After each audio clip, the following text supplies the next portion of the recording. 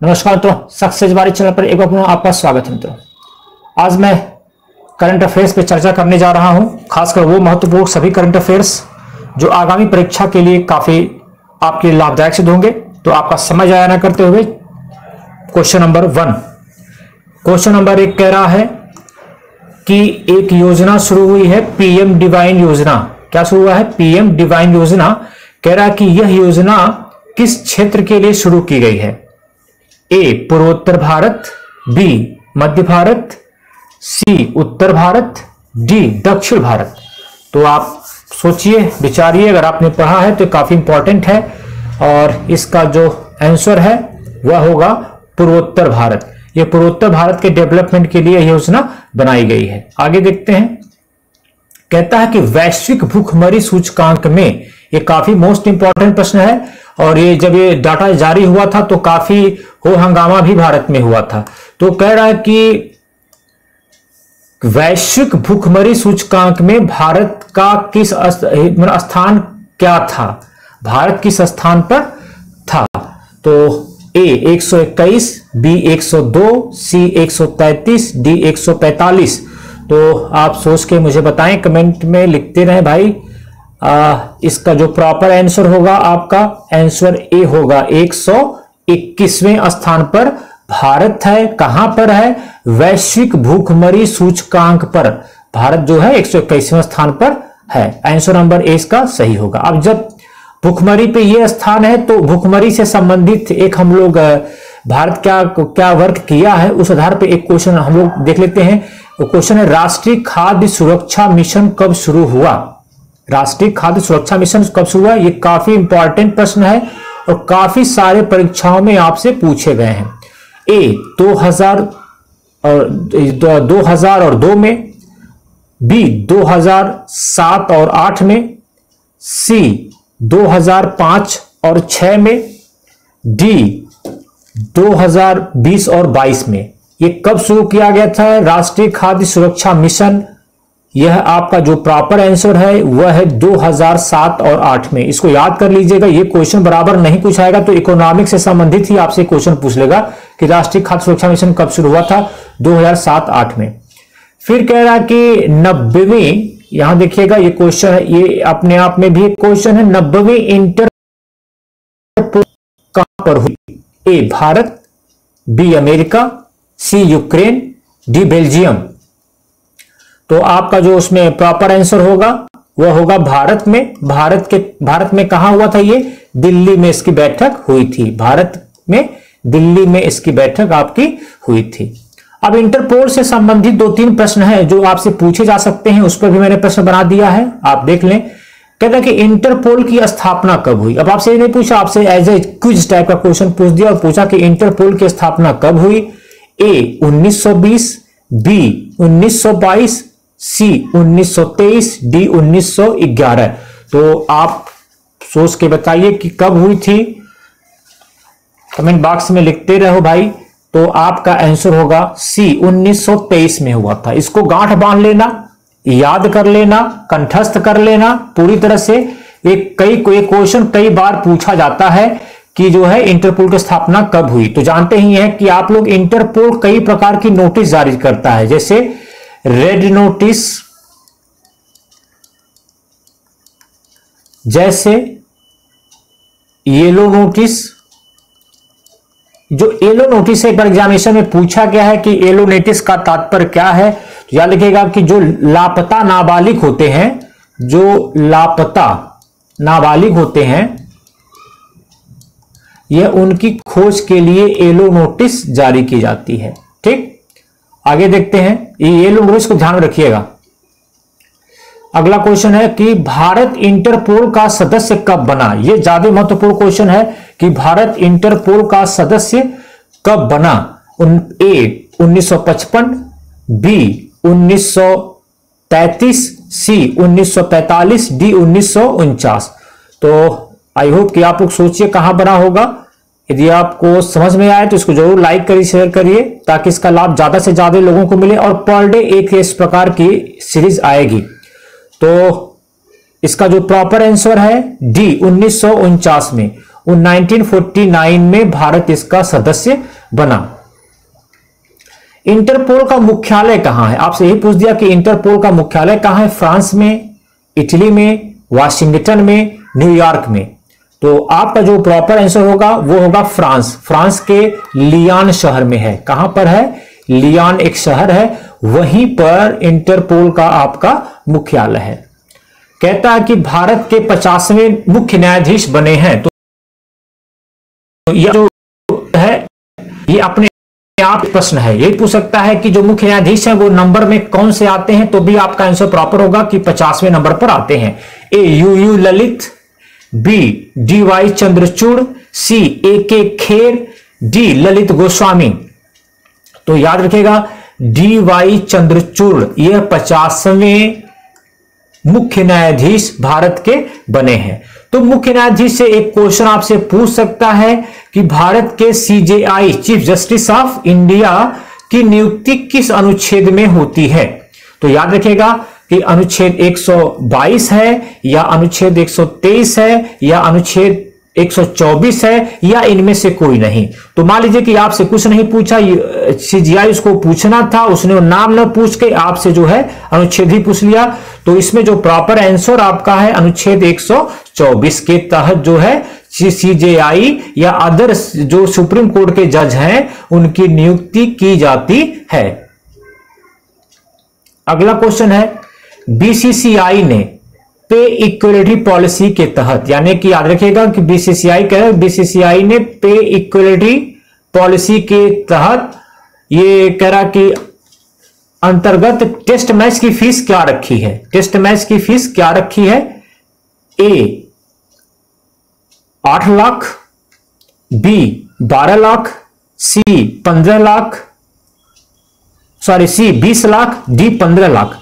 फिर से सुन लीजिए, ए 8 लाख, बी 12 लाख, सी 20 लाख, डी 15 लाख।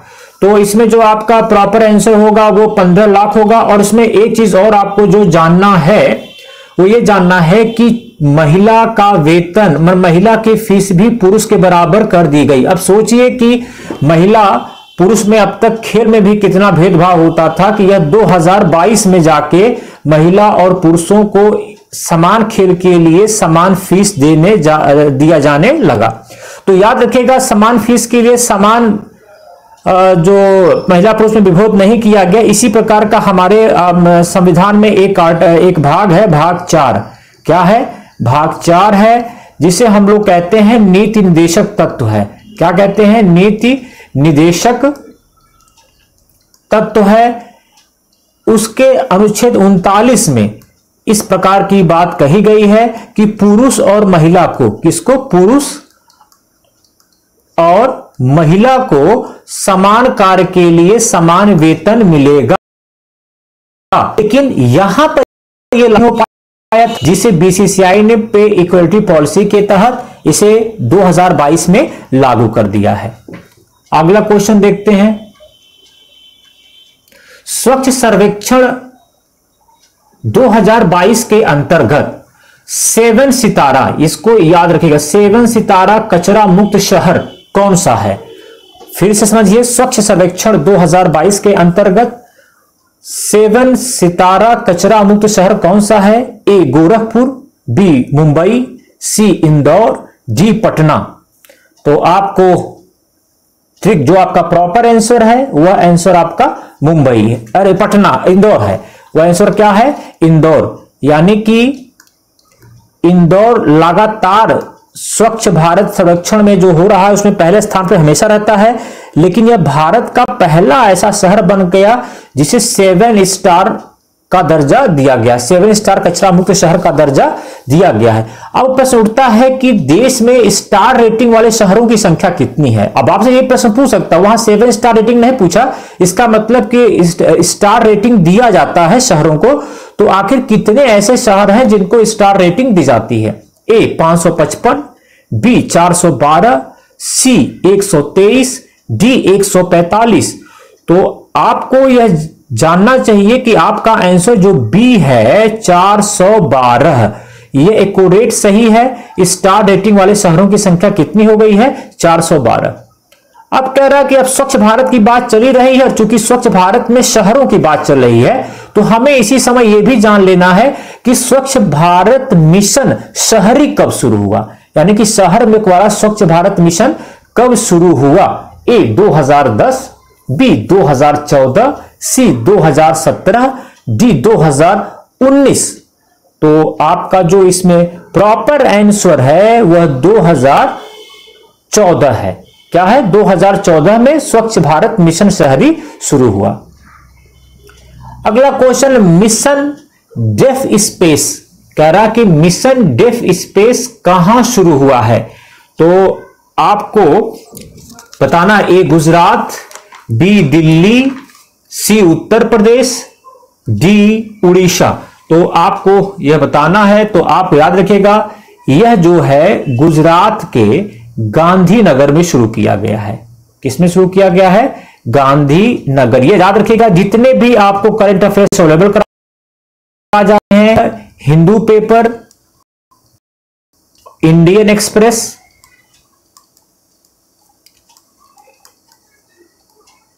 इत्यादि जितने भी न्यूज, कुछ हिंदी न्यूज़पेपर जैसे हिंदुस्तान टाइम्स वगैरह, उनसे लिए गए हैं। तो इसका प्रॉपर आंसर होगा गुजरात के गांधीनगर में शुरू हुआ। कह रहा कि mission defence expo 2022, important question है, अक्सर छोटे एग्जामों में पूछ जाता है। मिशन डिफेंस एक्सपो 2022 कौन सा संस्करण था? 11वां संस्करण था, 18वां संस्करण था, 16वां संस्करण था या 12वां संस्करण था? तो आपका जो प्रॉपर आंसर है वह है डी, 12वां संस्करण था। अगर आपसे पूछा गया कि मिशन डिफेंस एक्सपो 2022 में जो किया गया है वो कौन सा संस्करण था, आप कहेंगे 12वां संस्करण था।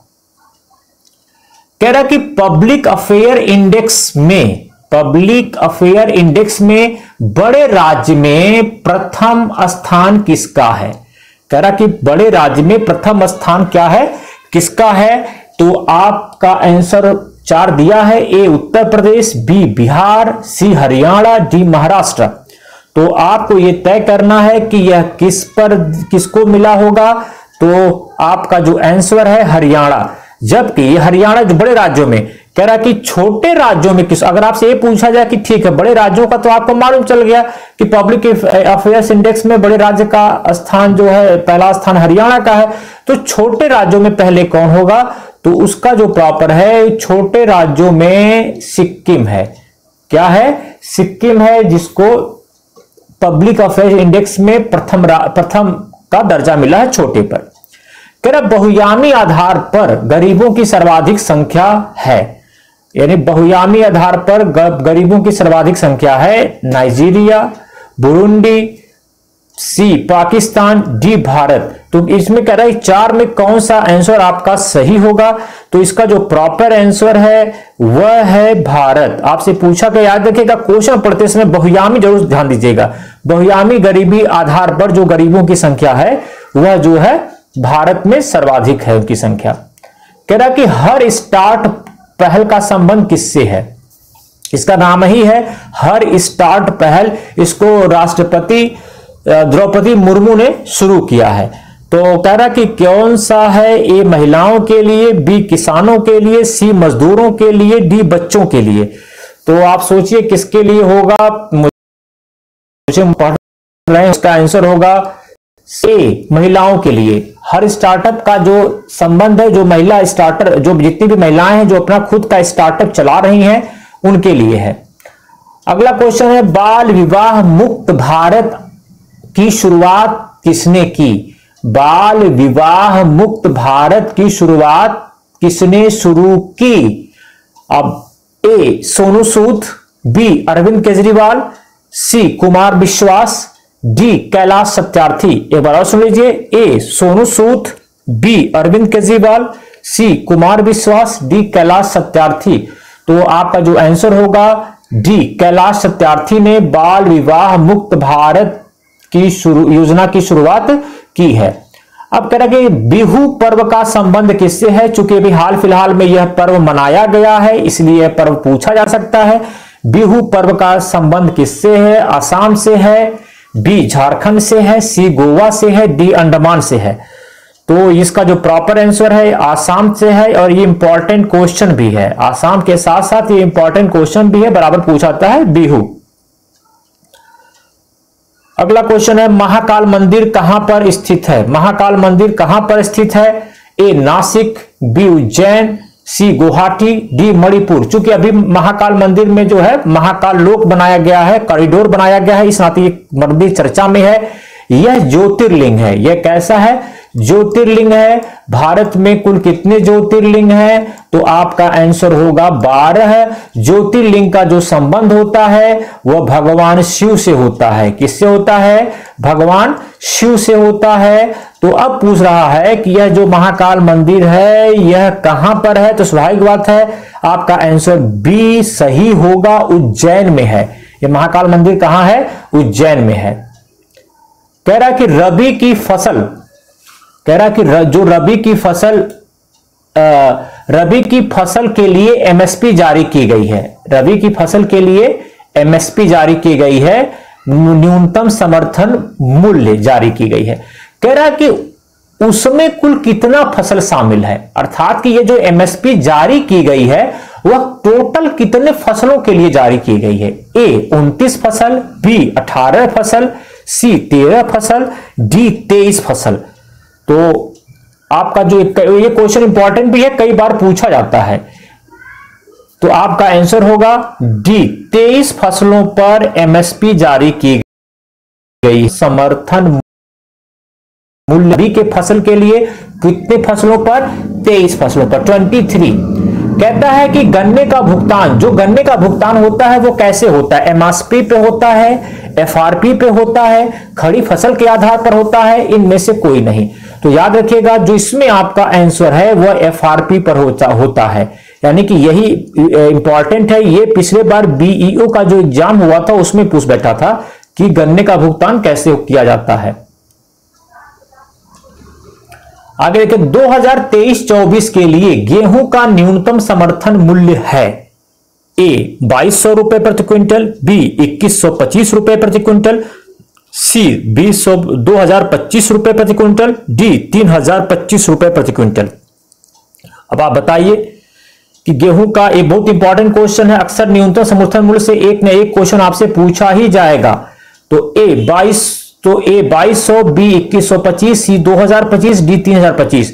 तो इसका जो प्रॉपर आंसर है वह है 2125 रुपए, 2125 रुपए प्रति क्विंटल जो है एक एमएसपी जारी किया गया है गेहूं का। अगला क्वेश्चन है वर्ल्ड इकोनॉमिक रिपोर्ट जारी करता है। कहता है कि आईएमएफ जो वर्ल्ड इकोनॉमिक आउटलुक, यहां छूट गया है, मैं लिख देता हूं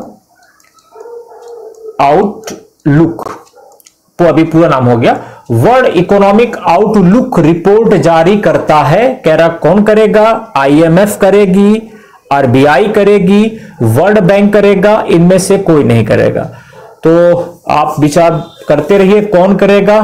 तो याद रखिएगा आईएमएफ करती है, वर्ल्ड इकोनॉमिक रिपोर्ट आउटलुक जो है जारी करती है वो आईएमएफ करती है, ना कि आरबीआई या ना कि वर्ल्ड बैंक। अब आईएमएफ जब जारी करती है तो आईएमएफ से एक क्वेश्चन आपका बन सकता है कि आईएमएफ की स्थापना कब हुई, इसको भी जानना आपका आवश्यक है।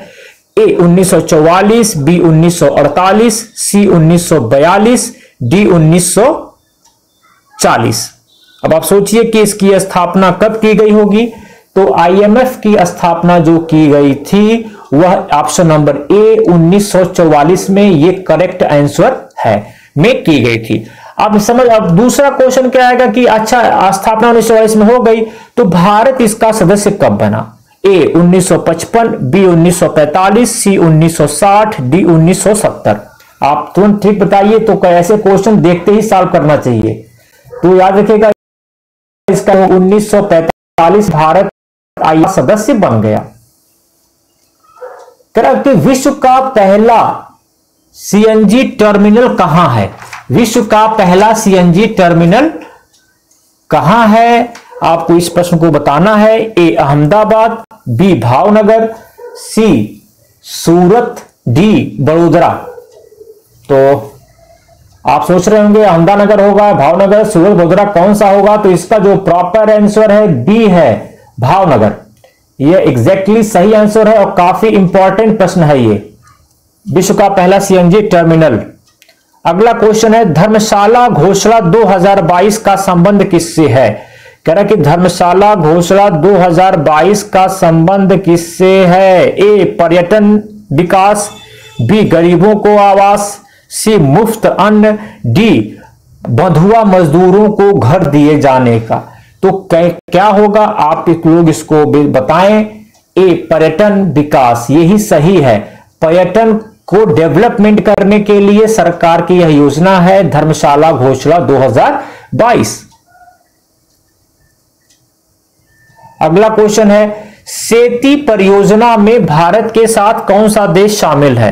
तो कह रहा सेती परियोजना एक है, उसमें भारत के साथ कौन सा देश शामिल है? ए भूटान, बी म्यांमार, सी नेपाल, डी बांग्लादेश। ए भूटान, बी म्यांमार, सी नेपाल, डी बांग्लादेश। तो आप रखिएगा सी आपका आंसर सही होगा, नेपाल। यानी कि सेती परियोजना जो सेती परियोजना है यह दो देशों के बीच में है। वह एक देश आपका भारत है, दूसरा देश नेपाल है। दूसरा देश कौन सा है? नेपाल है। इन दोनों की यह परियोजना है। कह रहा कि IFFI 2022 मतलब कि इंडियन फिल्म फेस्टिवल कहां हो रहा है 2022? तो अभी यहां विवाद भी हो गया था। विवाद जो हुआ था कश्मीर फाइल्स को लेकर हुआ था। कश्मीर फाइल्स जो विवेक अग्निहोत्री का फिल्म है, जिसमें अनुपम खेर, मिथुन चक्रवर्ती वगैरह ने अच्छे रोल अदा किए थे, जो कश्मीरी पंडितों के जीनोसाइड पर बना हुआ था, जिसमें जो लैपिड है, मिस्टर लैपिड, जो इजराइल के फिल्म मेकर हैं, इजराइल के फिल्म मेकर जो लैपिड है, उन्होंने इस पर बहुत भला बुरा कहा। कश्मीर फाइल्स पर, कश्मीर फाइल्स को बोला एकदम भद्दी पिक्चर है, एक प्रोपोगेंडा है, एक वल्गरिटी इसके अंदर है, एक मोनोपोली इसके अंदर है। दिमाग में आया, उन्होंने कहा। इसके बाद जिनोर जो एम्बेसडर हैं इजराइल के, उन्होंने भारत से माफी मांगी। तो इसलिए यह काफी चर्चित भी हो सकता है। तो यह कहां हो रहा है? ए गोवा, बी मुंबई, सी बेंगलुरु, डी मद्रास। तो आपका प्रॉपर आंसर होगा ए गोवा में यह हो रहा है। तीसरा लास्ट क्वेश्चन है, हाल में आयोजित T20 विश्व कप किस देश ने जीता? ए पाकिस्तान, बी भारत, सी ऑस्ट्रेलिया, डी इंग्लैंड। तो इसमें जो प्रॉपर आंसर आपका है, काफी भी जल्द हाल फिलहाल में हुआ है, वह इंग्लैंड ने T20 वर्ल्ड कप को क्या कर लिया? जीत लिया। ओके, तो आपका प्रॉपर आंसर क्या है? इंग्लैंड है। आई होप कि आप लोगों को ये सेशन समझ में आया होगा। तो इसको लाइक सब्सक्राइब करते रहें ताकि आगे भी इस प्रकार का सेशन हम आपके लिए लाते रहें। नमस्कार।